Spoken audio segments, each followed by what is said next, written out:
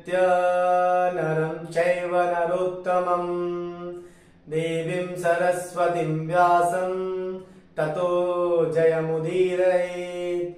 सच्चिदानन्दरूपाय विश्वोत्पत्त्यादिहेतवे तापत्रय विनाशाय श्रीकृष्णाय वयं नमः।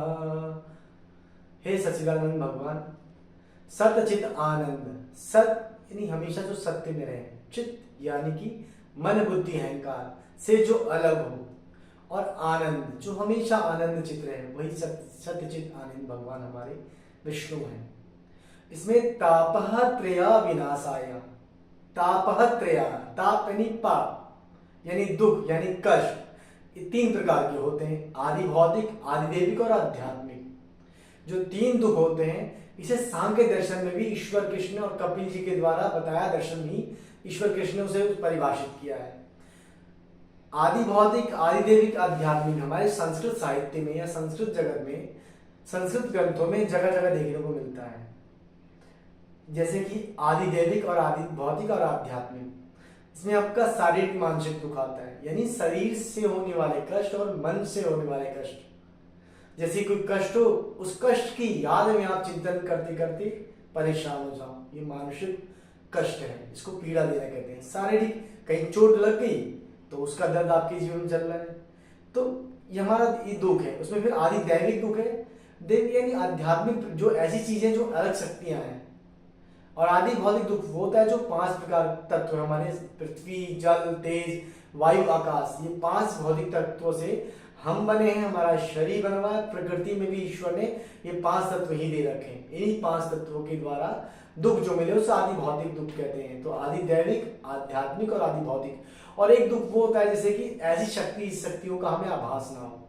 कपिल जी ने ईश्वर को नहीं माना है, लेकिन उन्होंने एक शक्ति दी है जिसको हम तूफान या इस तरीके की बात करते हैं, सुनामी इत्यादि की। और दर्शनों में कहा गया और शास्त्रों में कहा गया है कि ये भी दुख होता है।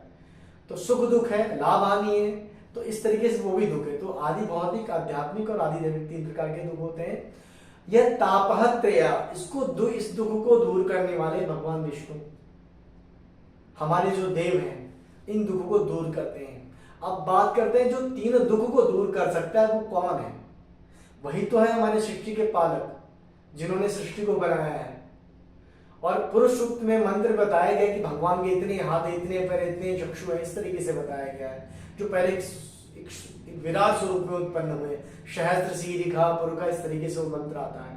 तो ऋग्वेद के पुरुष सूक्त में मंत्र मिलता है हमारा।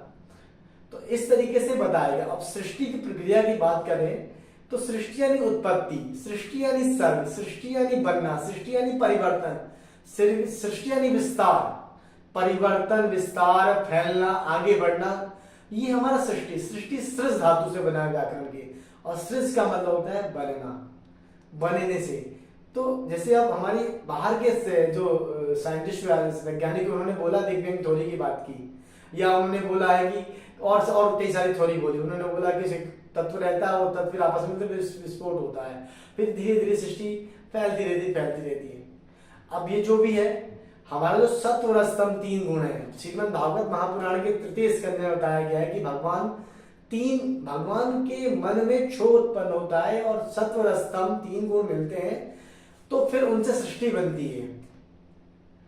जैसे सत्व रस्तम, ये तीन गुण होते हैं। गुण यानी कि हर मनुष्य के अंदर में तीन तत्व व्याप्त हैं। सत्व मतलब एकदम सात्विक, रस मतलब मध्यम श्रेणी का, तामसिक मतलब अधो, यानी कि जो ये तीन श्रेणी बांटी हैं। तो इसमें सृष्टि की प्रक्रिया बताया कि महत्व को बुद्धि कहते हैं।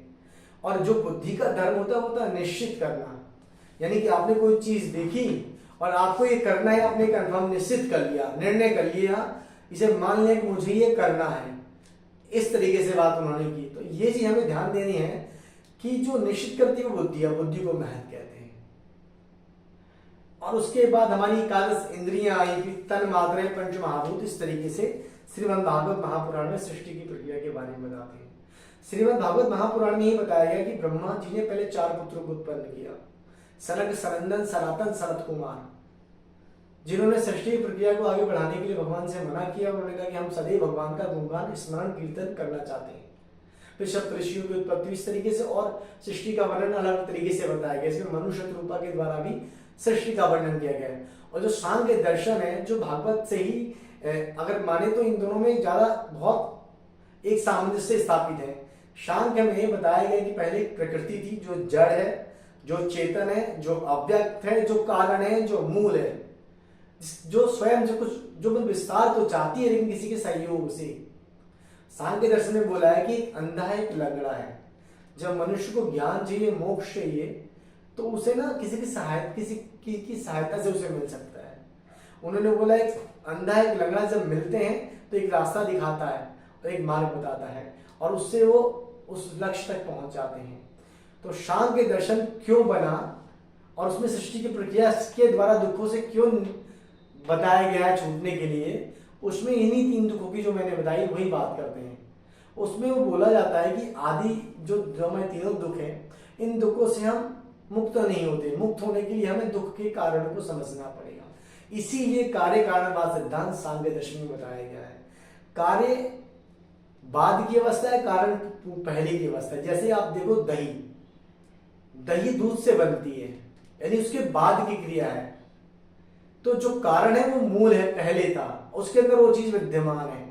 तिल से ही तेल निकलता है, दूध से दही, मक्खन, घी निकलता है। तो जो कारण कार्यवाद सिद्धांत है, तो प्रकृति को बोला जड़ है और जड़ है और एक चेतन तत्व, यानी 2 तत्वों को बोलते हैं, प्रकृति और चेतन।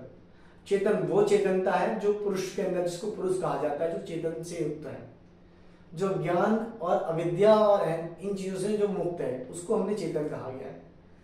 तो इस तरीके से इनके कारण प्रकृति के नियमों को समझ से व्यक्त, अव्यक्त और चेतन पुरुष को समझने से हम दुख से मुक्ति पा सकते हैं। तो सच्चित आनंद में जो तापत्रय की बात की थी, भगवान के द्वारा हमें दुखों से दूर करते हैं, वो यही दुख थे। और इन दुखों की बात हर शास्त्रों में अलग अलग जगह पे अलग अलग तरीके से बताई गई, लेकिन मूलभूत है हमें दुखों से दूर होना।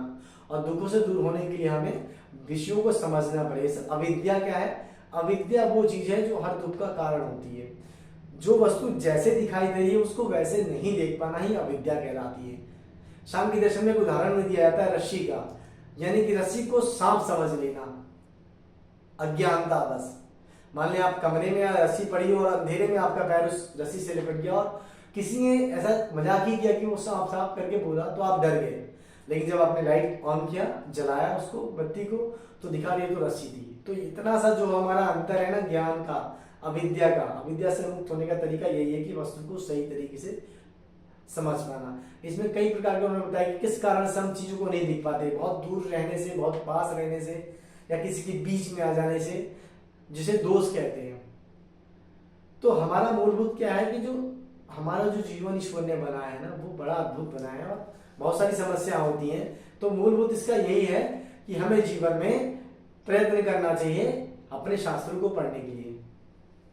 तो